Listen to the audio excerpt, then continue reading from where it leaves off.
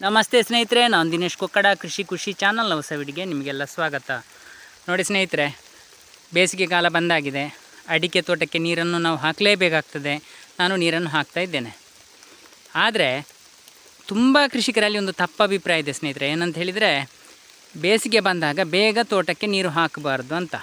ಇದು ಹೆಚ್ಚಿನದಾಗಿ ಗುಡ್ಡ ಪ್ರದೇಶದಲ್ಲಿ ಅಡಿಕೆ ಕೃಷಿ ಮಾಡಿದವರಲ್ಲಿ ಜಾಸ್ತಿ ಈ ಒಂದು ತಪ್ಪು ಕಲ್ಪನೆ ಇದೆ.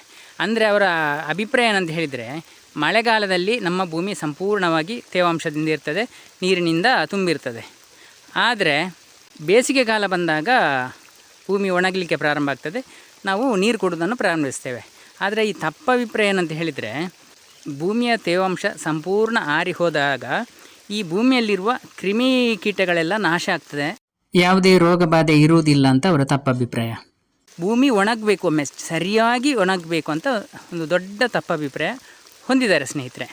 ಹಾಗಾಗಿ ಈ ವಿಡಿಯೋದಲ್ಲಿ ಒಣಗಿದರೆ ಏನಾಗ್ತದೆ, ಒಣಗದಿದ್ದರೆ ನಾವು ತೇವಾಂಶವನ್ನು ಕೊಡ್ತಾ ಇದ್ದರೆ ಏನಾಗ್ತದೆ, ಲಾಭ ಏನು ನಷ್ಟೇನು ಅಂತ ಸ್ವಲ್ಪ ನೋಡುವ. ಇದರಲ್ಲಿ ನೋಡಿ ಸ್ನೇಹಿತರೆ, ರೋಗಾಣುಗಳು ನಾಶ ಆಗ್ತದೆ ನಿಜ. ನಾವು ಮಳೆ ನೀರು ಇರುವಾಗ ಮಳೆಗಾಲದಲ್ಲಿ ತುಂಬ ಕೊಳೆ ರೋಗ ಎಲ್ಲ ಬರ್ತದೆ.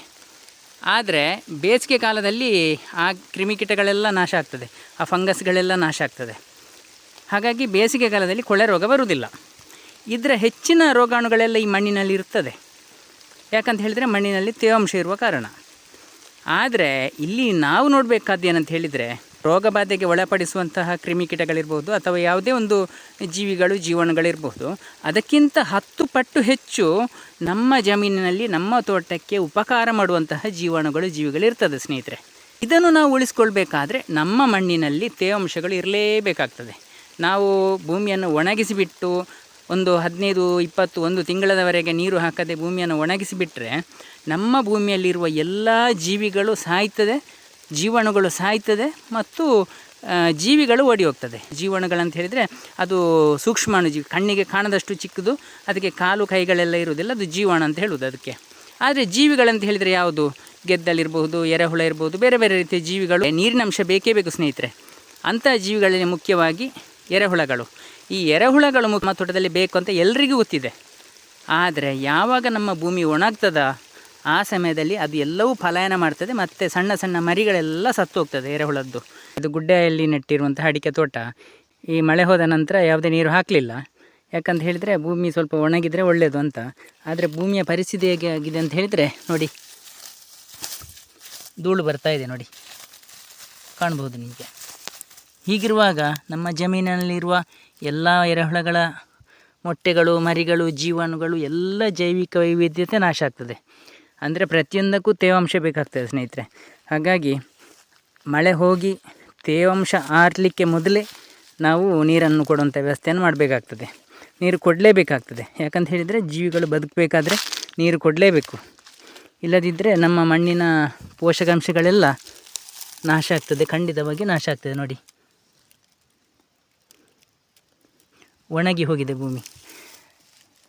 ಕೃಷಿಕರು ಹೇಳುವಂಥ ಮಾತು ಸರಿ, ರೋಗಾಣುಗಳು ನಾಶ ಆಗಿ ಆಗ್ತದೆ. ಆದರೆ ಒಟ್ಟಿಗೆ ರೋಗಾಣುಗಳಿಗಿಂತ ಹೆಚ್ಚಿನ ಪ್ರಮಾಣದಲ್ಲಿ ನಮಗೆ ಉಪಕಾರ ಮಾಡುವಂತಹ ಸೂಕ್ಷ್ಮಾಣುಜೀವಿಗಳಿರ್ತದೆ.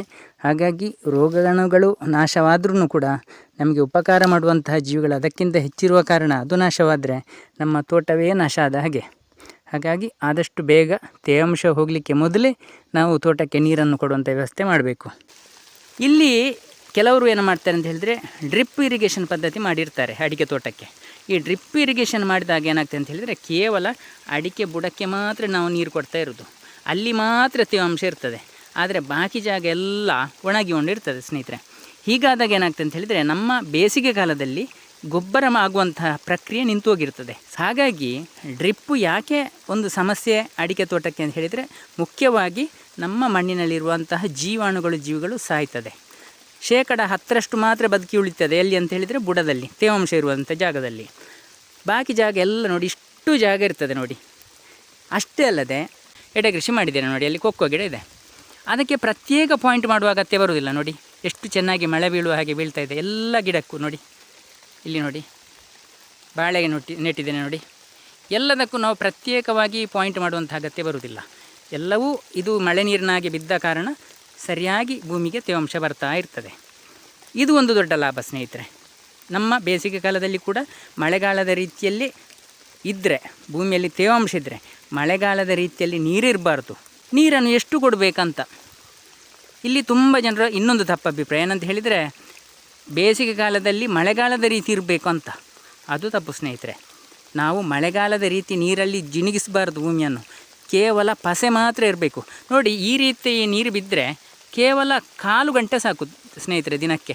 ಭೂಮಿ ಕೇವಲ ತೇವಾಂಶ ಬಂದರೆ ಸಾಕು. ಅದಕ್ಕೆ ಹೆಚ್ಚು ನೀರು ಹಾಕಿದರೆ ಏನಾಗ್ತದೆ, ನಮ್ಮ ಮಣ್ಣಿನಲ್ಲಿರುವಂತಹ ಗೊಬ್ಬರ ಆ ನೀರಿನೊಂದಿಗೆ ಬೆರೆತು ಮಣ್ಣಿನ ಅಡಿಗೆ ಹೋಗ್ತದೆ. ಅಡಿಗೆ ಹೋದಾಗ ಏನಾಗ್ತದೆ, ಅಲ್ಲೇ ಇರುವುದು ಸ್ನೇಹಿತರೆ, ನಮ್ಮ ಅಡಿಕೆ ಗಿಡದ ಬೇರುಗಳು ಭೂಮಿಯ ಮೇಲ್ಮಟ್ಟದಲ್ಲಿರುವುದು.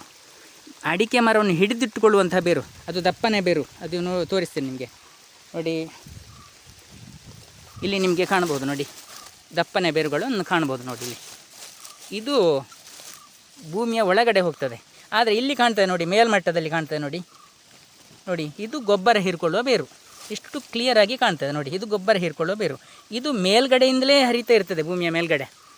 ಹಾಗಾಗಿ ನಾವು ಹೆಚ್ಚು ನೀರು ಕೊಟ್ಟಾಗ ಏನಾಗ್ತದೆ ಅಂತ ಹೇಳಿದರೆ, ಈ ಗೊಬ್ಬರದ ಅಂಶ ಎಲ್ಲ ನೀರಿನೊಟ್ಟಿಗೆ ಬೆರೆತು ಮಣ್ಣಿನ ಒಳಗಡೆ ಹೋಗ್ತದೆ. ಇದ್ದ ಗೊಬ್ಬರ ಕೂಡ ಸಿಗುವುದಿಲ್ಲ. ಅಂದರೆ ಕೆಲವರು ರಾಸಾಯನಿಕ ಗೊಬ್ಬರ ಹಾಕ್ತಾರೆ, ಅದಕ್ಕೂ ವಿಪರೀತ ನೀರು ಕೊಡ್ತಾರೆ. ಅದು ನೀರಿನೊಟ್ಟಿಗೆ ಮಣ್ಣಿನ ಒಳಗಡೆ ಹೋದರೆ ಈ ಗಿಡಗಳಿಗೆ ಎಲ್ಲಿ ಲಭ್ಯ ಆಗ್ತದೆ, ಅದನ್ನು ನಾವು ತಿಳ್ಕೊಳ್ಬೇಕು. ತೇವಾಂಶ ಇರುವವರೆಗೆ ನಾವು ನೀರು ಕೊಡುವ ಅಗತ್ಯ ಬರುವುದಿಲ್ಲ. ಕೆಲವರು ಗದ್ದೆ ಪ್ರದೇಶದಲ್ಲಿ ಅಡಿಕೆ ತೋಟ ಮಾಡಿರ್ತಾರೆ, ಅದು ಇನ್ನೂ 2-3 ತಿಂಗಳು ಅದರಲ್ಲಿ ನೀರಿನ ಪಸೆ ಆರುವುದಿಲ್ಲ. ಅಂಥವರು ನೀರು ಕೊಡಲೇಬಾರ್ದು, ವಿಪರೀತ ಹೆಚ್ಚಾಗ್ತದೆ. ಆದರೆ ಎಲ್ಲಿ ಗುಡ್ಡ ಪ್ರದೇಶದಲ್ಲಿ ನಾವು ಅಡಿಕೆ ಕೃಷಿ ಮಾಡಿರ್ತೇವೆ, ನೀರಿನ ಅಂಶ ಕಮ್ಮಿ ಇರುವಂತಹ ಜಾಗದಲ್ಲಿ ಕೃಷಿ ಮಾಡಿರ್ತೇವೆ, ಅಂಥವರು ಕಡ್ಡಾಯವಾಗಿ ತೇವಾಂಶ ಇರುವಷ್ಟು ನೀರನ್ನು ನಮಗೆ ನೀರಿನಂಶ ಆರುವ ಮೊದಲೇ ನಾವು ಕೊಡಬೇಕು. ಸಂಪೂರ್ಣ ನೀರಿನಂಶ ಹೋದ ಮೇಲೆ ಕೊಟ್ಟರೆ ಭೂಮಿ ಕಲ್ಲಿನಂತಾಗ್ತದೆ, ಗಟ್ಟಿಯಾಗ್ತದೆ, ಅದರೊಳಗಿರುವಂಥ ಜೀವಿಗಳು ಸಾಯ್ತದೆ. ಇಷ್ಟು ದೊಡ್ಡ ಎಡವಟ್ಟ ಆಗ್ತದೆ ಸ್ನೇಹಿತರೆ. ನಾವು ನೀರನ್ನು ಕೊಡದೆ ತುಂಬ ದಿನ ಬಿಟ್ಟುಬಿಟ್ರೆ ಹಾಗೆಯೇ ಭೂಮಿ ಒಣಗಬೇಕು, ಒಮ್ಮೆ ಚೆನ್ನಾಗಿ ಒಣಗಬೇಕಂತ ಒಂದು ತಪ್ಪು ಕಲ್ಪನೆ ಇರ್ತದೆ ನೋಡಿ. ಅದರಿಂದ ಅಷ್ಟು ದೊಡ್ಡ ಸಮಸ್ಯೆಗಳಾಗ್ತದೆ. ಹಾಗಾಗಿ ಮಳೆ ನೀರು ಬೀಳುವಂತಹ ಇಂತಹ ಪದ್ಧತಿ ವಿಂಕ್ಲರ್ ಮಾದರಿಯನ್ನು ಅಳವಡಿಸಿದರೆ ತುಂಬ ಒಳ್ಳೆಯದು, ಸ್ಪ್ರಿಂಕ್ಲರಿಗಿಂತಲೂ ಒಳ್ಳೆಯದು. ನೋಡಿ, ಯಾವುದೇ ಗಿಡಗಳ ಎಲೆಗಳು ಹರಿಯುವುದಿಲ್ಲ. ನೋಡಿ, ಇಲ್ಲಿ ಕೊಕ್ಕೋ ಗಿಡ ನೋಡಿ ಎಷ್ಟು ಚೆನ್ನಾಗಿದೆ. ನಾವು ಸ್ಪ್ರಿಂಕ್ಲರನ್ನು ಅಳವಡಿಸಿದರೆ ಎಲೆಗಳೆಲ್ಲ ಹರಿದೋಗ್ತದೆ. ಅಷ್ಟೇ ಅಲ್ಲದೆ ಸಣ್ಣ ಸಣ್ಣ ಅಡಿಕೆ ಗಿಡಗಳ ಎಲೆಗಳು ಹರಿಯುತ್ತದೆ. ಆದರೆ ಇದು ಅತ್ಯಂತ ಒಂದು ಸರಿಯಾದ ಕ್ರಮ ಅಂತ ನನ್ನ ಒಂದು ಅನುಭವದ ಮಾತು ಸ್ನೇಹಿತರೆ.